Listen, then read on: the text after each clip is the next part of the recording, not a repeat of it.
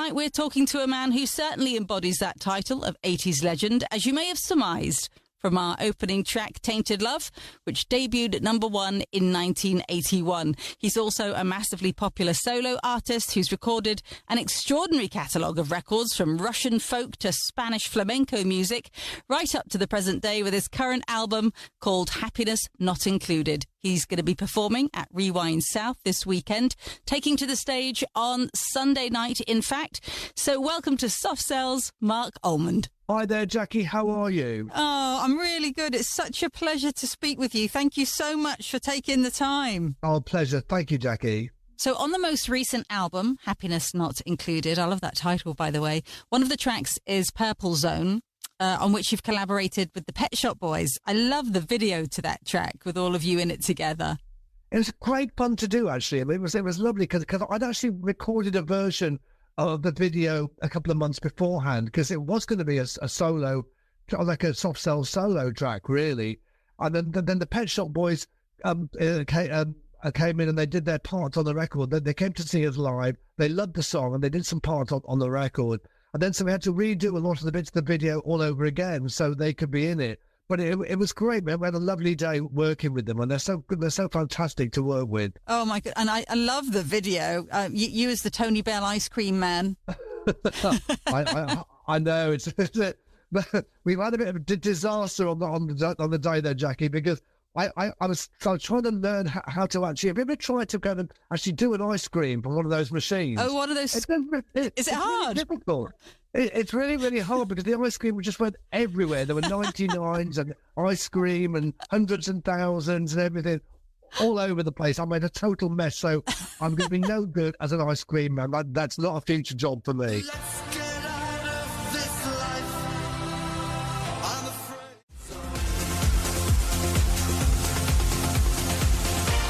From our special guest, Mark Almond's current album, Happiness Not Included, that's a track called The Purple Zone, a collaboration with the Pet Shop Boys. Were they friends of old, Mark, or had you not had the chance to really get to know them in the 80s when you were all flying here, there and everywhere? Yeah, I mean, I'd never really kind of met them. I'd met them because years and years ago, Neil was a journalist for Smash Hit. Yeah, of course. And he did some interviews with me in the very, very early days.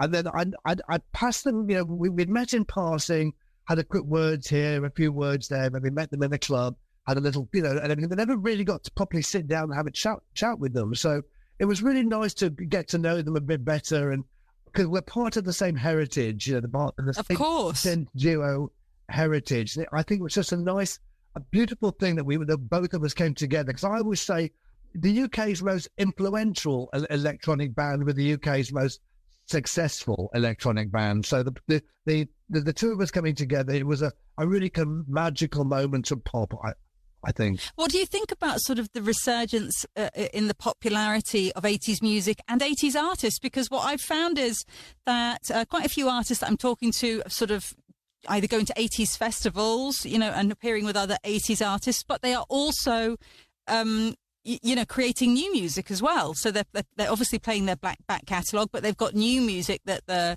original fans are interested in, and they're bringing on new fans. I think it's really quite something that the 80s has sort of emerged so gloriously in recent times. Yeah. I think I look at it and I think, well, you could say, arguably that the early 80s music was the last great era of original great pop music. Yeah. I mean, that's a big statement, but I think all of those bands in the early 80s that kind of came through in the early 80s, we grew up in the 1970s and we took in things like glam rock, we took in things like punk music and disco music.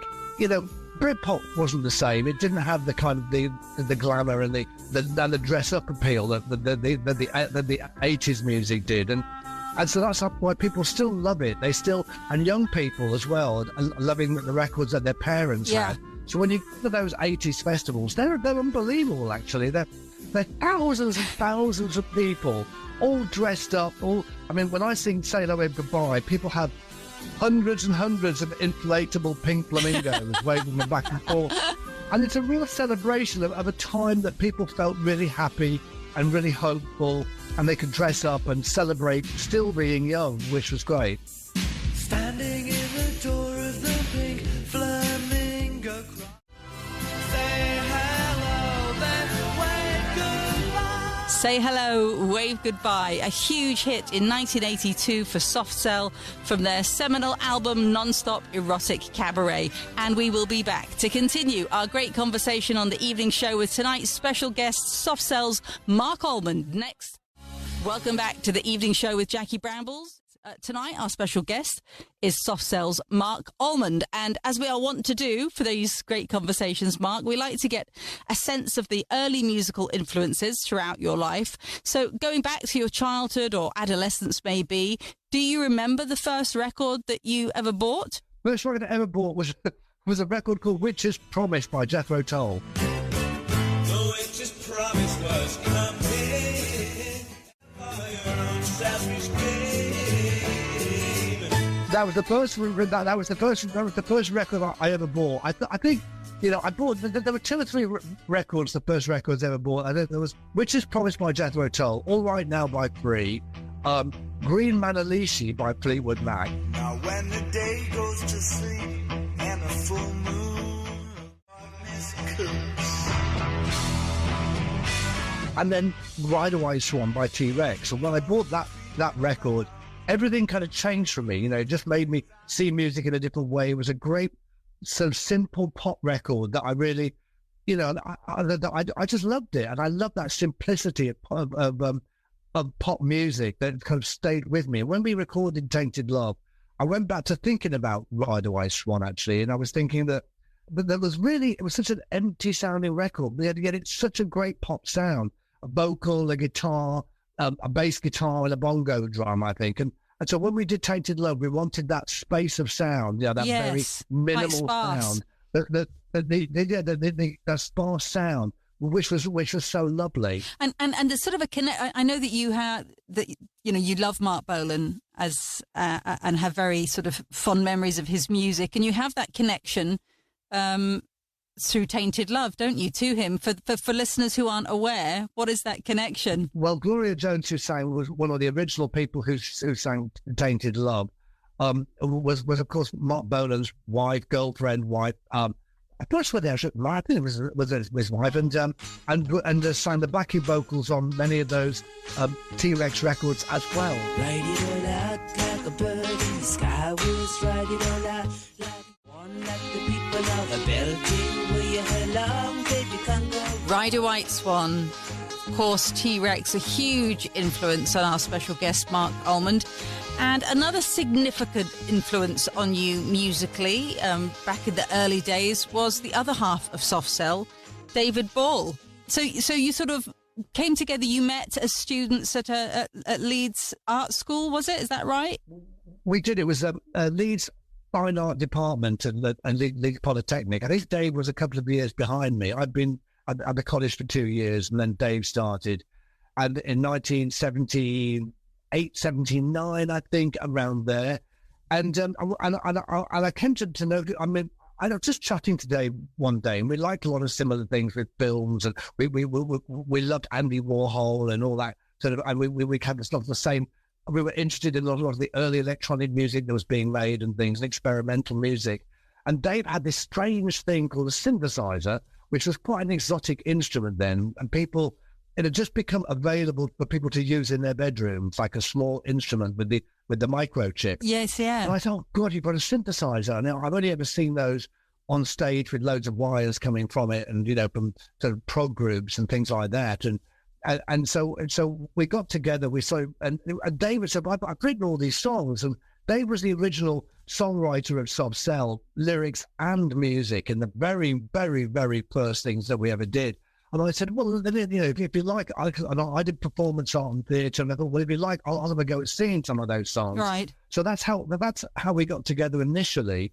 And Dave would do music for me for my theatre things I was doing, and I would sing some of Dave's demo songs that he was doing, and that was 1978, 79, and the rest is history, really. Sheffield was obviously a musical hub at that time with loads of artists coming out of there.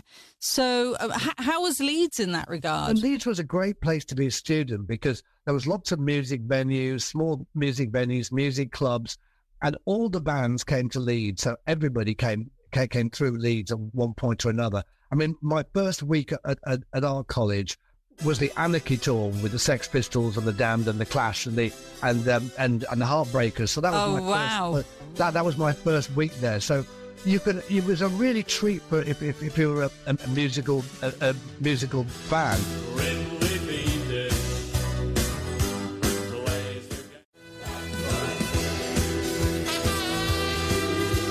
Grimly Fiendish from The Damned, who were on the bill of the historic punk tour Anarchy in the UK back in 1976. And in the audience during the first week of his college course at Leeds Polytechnic was our special guest, Mark Almond. And as we previously mentioned, it was at that same college that you met your musical partner, Dave Ball, Mark. And when you first got together, did you have any definitive goals or aspirations of where you wanted to go? Or did you not really take it that seriously? I mean, when we first started, we really just only ever imagined that we would ever be like an indie arty group or something, an indie arty electronic group. The chart success and the big chart success that we were to have within 2 years of forming, over a year of forming, was just unthinkable to us at the time. Back then, Mark, technology, of course, was cutting edge. It was bringing electronic music to the masses. So was that a conscious decision to completely embrace this new genre in the same way that so many other bands were doing at that time? When Dave Ball played me a lot of songs and things, thinking, it was a Northern Soul band. And he said, look, electronic music, it's too cold and robotic. And everybody's acting like machines, and being very machine-like in their robotic electronic music. Let's do a soul song and let's put emotion back into electronic music. So he played me a whole bunch of Northern Soul, 60s soul songs. And he said, what do you think of this song? And he played me Tainted Love. And I recognised, well, that's by Gloria Jones. And Gloria Jones sings with Mark Bolan. But it wasn't just that. That instantly made me take notice of the record. But it's got something great, magical about that track. I don't know, it's with the words, the chords of it, and it was everything came together with choosing that song. And it turned out to be, of course, the right choice to make because it was a hit all over the world, and was also in the Guinness Book of Records in America as the longest record spent in the Billboard Top 100. You're a record breaker. A record breaker. I'm a record breaker. And, I'm not sure whether that record's been broken still, but it spent the longest time in the American Billboard Top 100 and was in the Guinness Book of Records. And do you recall sort of in the days when you had definitely become a serious musical group, you had ambition, you had your material and you know which direction you wanted to go in, but you weren't yet there. You hadn't got the record deal. People didn't know who you were sort of across the country. Who were your contemporaries in that space who also went on to become successful? Do you remember? Well, Sheffield, we really took our musical cue from Sheffield, really.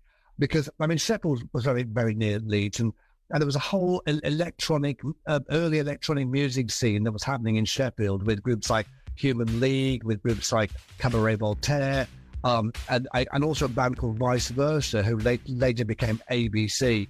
So we took most of our musical cues from Sheffield.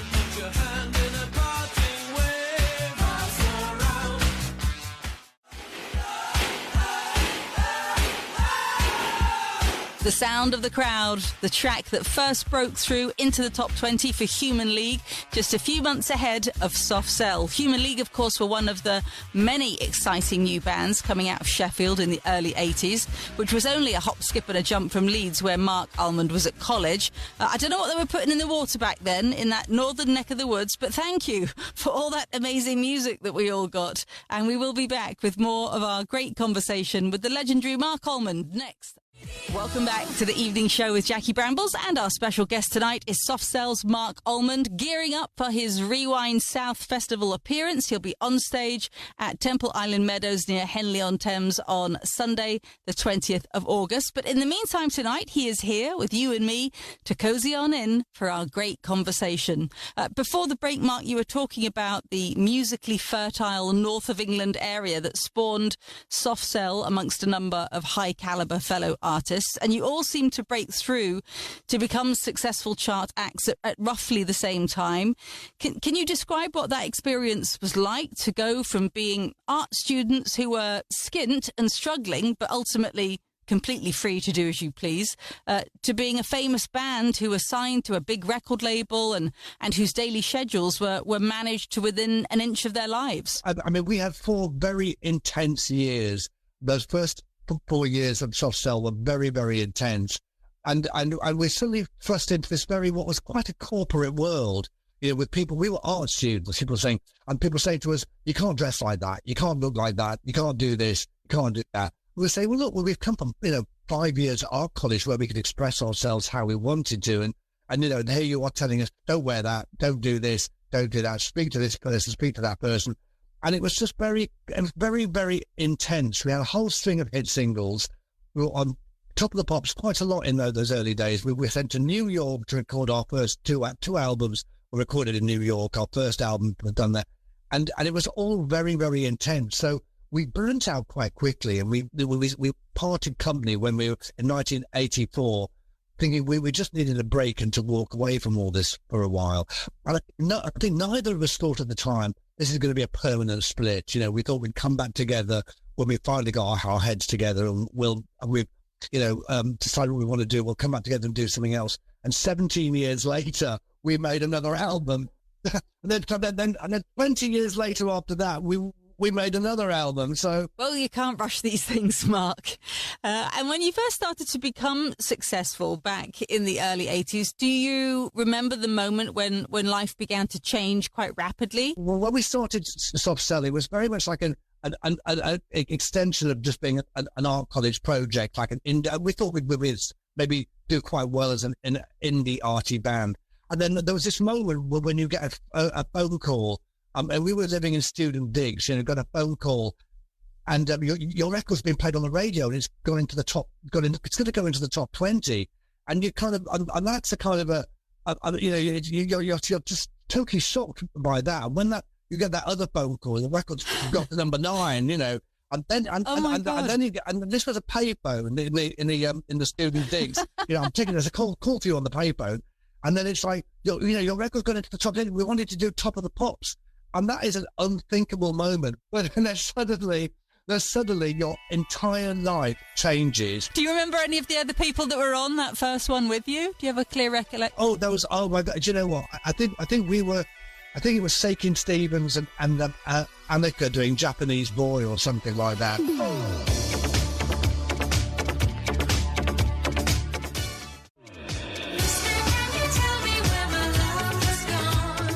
Annika, Japanese Boy, appearing on the same Top of the Pops as Soft Cell for their very first time in August of 1981.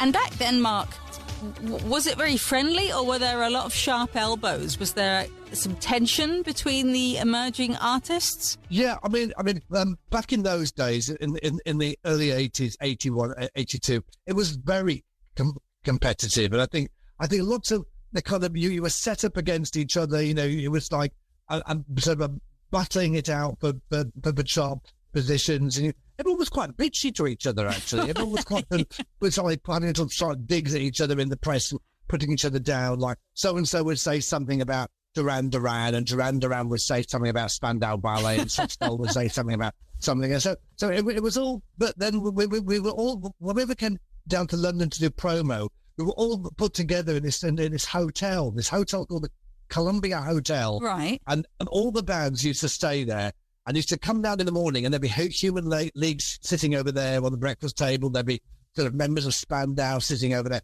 everyone glowering at each other, giving kind of like glowing. It was very competitive, and it's now you kind of meet a lot of the same people back on the circuit again and going round. And I think we have all mellowed, and we laugh about those days and think, you know, what was that all about, really? It was just, I suppose it's just young and sort of, you know, I don't know, it was a thing that was fueled really by the whole press at the time, I think, really, as well, you know. Yeah. So against so-and-so and so-and-so's a rival. But it wasn't really like that. It was just engineered. And now everyone kind of gets on really, really well together because we're all just doing the same thing, really.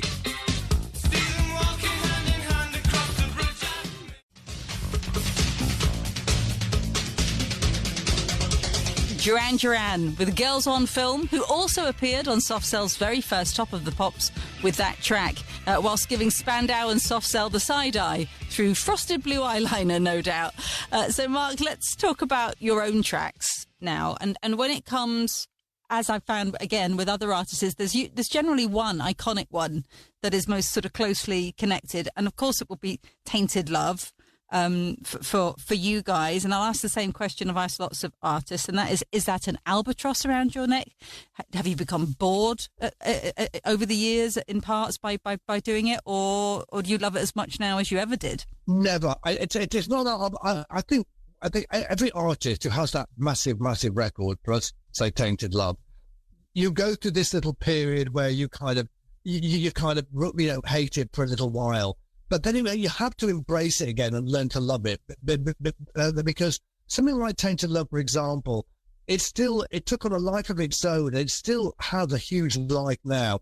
You know, it's used in soundtracks of films, on TV and TV shows, and so you've got to learn to love those records because everybody else loves them. And if you don't love them, you're just missing out on so much. I know that the duet you did with Gene Pitney holds a very special place in your heart. You know, the duet with Gene Pitney was actually fantastic. I mean, I grew up loving, watching all the black and white films, the black and white TV shows of the 60s, like Ready, Steady, Go and Thank Your Lucky Stars. I watched someone like Gene Pitney on those shows because I love those big ballads, that distinctive voice, big ballads like Gene Pitney, Scott Walker. So years later, I did a version of Gene's song, so it's called Hold on My Heart, as a solo track, and it became. And then my A&R man at the time, Clive Black at EMI, said, "What about if I get Gene to actually do it as a duet with you?" I said, "Sure, yeah, right, yeah, that's going to happen." So, but Gene did. Gene came and did this duet this duet. And I learned a lot from him, I think, and it's just so sad that, you know, he was a person that went before his time. Yeah. But what was great about that was that Gene was catapulted. It made people reminded about him. Yeah, he had a greatest hits, #1 album with greatest hits. He was back playing huge theatres after that. So I'm glad that I was able to. He gave something to me. I was able to give something back to him too. Something's got hold of my heart, keeping my soul and my senses apart. What a fabulous song. Gene Pitney and Mark Almond got to #1 for them in 1989, and what a fabulous chat that was too. Remember, you can catch Mark this coming weekend on Sunday. He'll be on stage at Rewind South in Henley-on-Thames.